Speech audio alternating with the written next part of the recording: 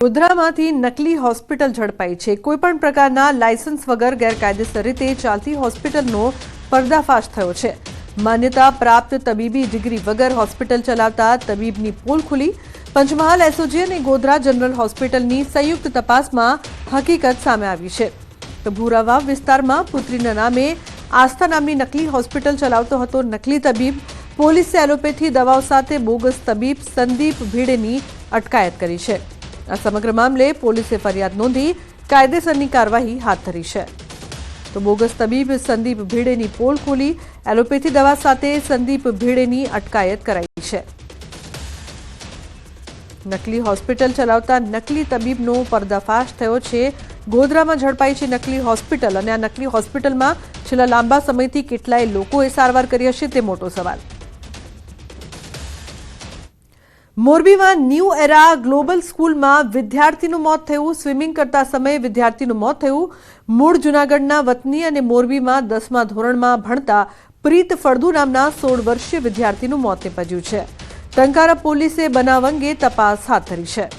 તો સ્વિમિંગ કરતા સમયે વિદ્યાર્થીનું મોત થયું છે।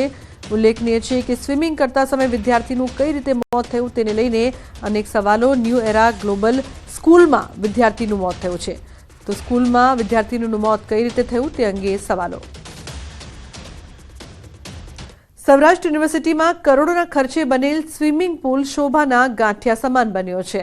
2017માં 9 કરોડના ખર્ચે આંતરરાષ્ટ્રીય કક્ષાનો સ્વિમિંગ પુલ બનાવવામાં આવ્યો હતો, પરંતુ છેલ્લા 6 મહિનાથી સ્વિમિંગ પુલ બંધ હાલતમાં ધૂળ ખાઈ રહ્યો છે। યુનિવર્સિટીના સત્તાધીશોએ અણઆવડતના કારણે સ્વિમિંગ પુલ સદંતર બંધ કર્યો છે। કાયમી સ્વિમિંગ કોચ ન હોવાથી અને મેન્ટેનન્સનો ખર્ચ વધુ હોવાથી સ્વિમિંગ પુલ બંધ કરવામાં આવ્યો હતો। યુનિવર્સિટીના શારીરિક શિક્ષણ નિયામકે જણાવ્યું કે પુલમાં માત્ર 16 થી 17 લોકો જ આવતા હતા, જ્યારે પુલના મેન્ટેનન્સનો ખર્ચ વધુ હતો, તેથી પુલ બંધ કરવામાં આવ્યો છે। આવતા દિવસોમાં ફરી ચાલુ કરવા પ્રયાસ કરીશું।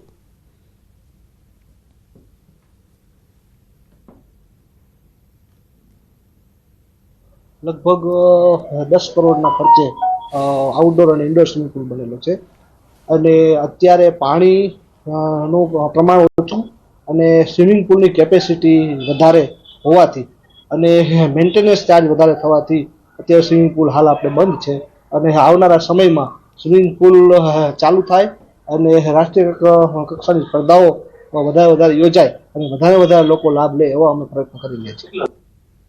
તો સૌરાષ્ટ્ર યુનિવર્સિટીના સત્તાધીશોની અણઆવડતના કારણે 9 કરોડના સ્વિમિંગ પુલની હાલત બિસ્માર। સુરતના છેવાડે આવેલા ઉમરપાડા તાલુકાના મહારાષ્ટ્રના ખેડૂતોએ કરેલા દબાણ દૂર કરાયા છે। ગુજરાત અને મહારાષ્ટ્ર હદ પર ગુજરાતના જંગલ વિસ્તારમાં મહારાષ્ટ્રના ખેડૂતોએ દબાણ ઊભું કર્યું હતું। છેલ્લા 11 વર્ષથી મહારાષ્ટ્ર અને ગુજરાતની બોર્ડર પર આવેલા